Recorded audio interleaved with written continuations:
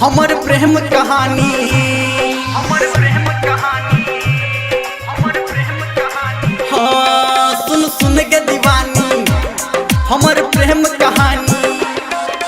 ढेर दिना से रखने छी हम मन में एकटा राज, हमारा जान मारैया गे तोहर कोयली सन आवाज, हमारा जान मारैया गे तोहर कोयली सन आवाज।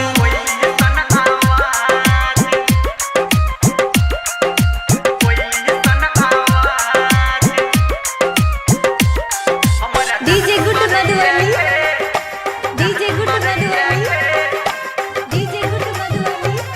तोहर कोयली सन आवाज, तोहर कोयली सन आवाज, कोयली सन आवाज। जब उड़ा के ओढ़नी जनता कह छै, हमरा दिल में लागे तू झाँकै छै, हमरा दिल में लागे तू झाँकै छै। हाँ जब उड़ा के ओढ़नी तू ताकै छै, हमरा दिल में लागे तू झाँकै छै। हमर चैन उड़लिया जब से नहीं लड़लिया, नहीं नीक लगैया खाना पीना नैया कोनो काज, हमारा जान मारैया गे तोहर कोयली सन आवाज, हमारा जान मारैया गे तोहर कोयली सन आवाज।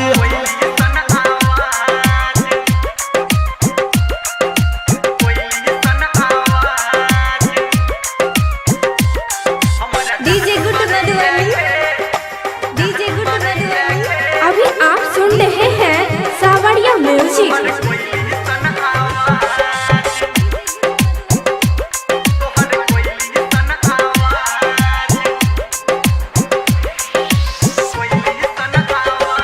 तोहर रूप सलोना बड़ निक लागै छौ, तोरा होठ के लाली बड़ निक लागै छौ,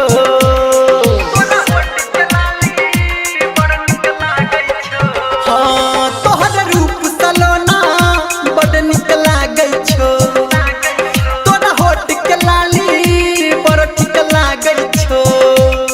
धर्मेंद्र कहै छौ, संजय गौतम कहै छौ, हम छी सरगम तोहर रानी तू छा हमर साज, हमरा जान मारैया गे तोहर कोयली सन आवाज, हमरा जान मारैया गे तोहर कोयली सन आवाज। ढेर दिना से रखने छी हम मन में एकटा राज, हमरा जान मारैया गे तोहर कोयली सन आवाज, हमरा जान